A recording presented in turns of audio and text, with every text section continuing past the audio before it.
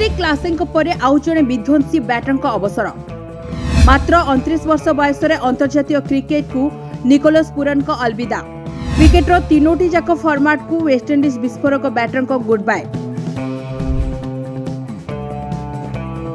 टी20 cricket रे अन्यतम विस्फोरक batter तथा West Indies रो star cricketer Nicholas पुरान हठात अंतर्जातीय क्रिकेट को बाय बाय करिसेंती।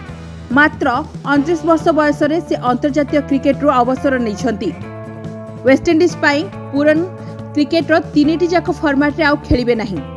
पुरन को एही अप्रत्याशित अवसर पूर्वर दक्षिण आफ्रिकार विकेट कीपर बैटर हेनरिक क्लासे मध्य समस्त को हतचकित करी अंतर्जातीय क्रिकेट को अलविदा करथिले। उभय क्रिकेटर अंतर्जातीय क्रिकेट को छाड़िथिले हे आईपीएल समेत विभिन्न फ्रांचाइज टी20 लीग रे नजर आसिबे। अवसर संपर्क में पुरन कहिसंती जे अनेक किछि विचार विमर्श और चिंता करिबा परे से अंतर्जातीय क्रिकेट रो अवसर नेबाकू निष्पत्ति नैछंती।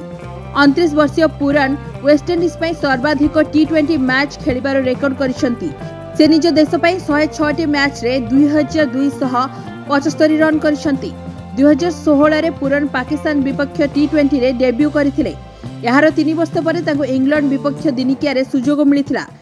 2022 रे पुरन को वेस्टइंडीज रो धड़ा बॉल क्रिकेट टीम रो अधिनायक करा जायतिला। किंतु सही वर्ष ऑस्ट्रेलिया रे अनुष्ठित होइतबा टी20 विश्वकप रे इंडीज टीम नैराश्यजनक प्रदर्शन करिथिला। एथि जोगु से कैप्टेन पद छाड़ी देथिले। शेष थर पई से 2024 डिसेंबर रे वेस्टइंडीज पई खेलिथिले।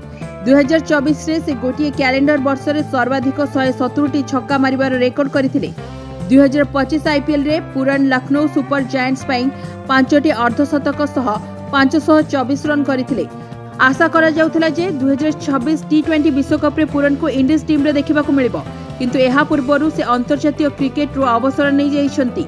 टी20 रे इंडीज पई से 2275 रन करथिबा बेले दिनिकिया रे मात्र 1983 रन करिसंती।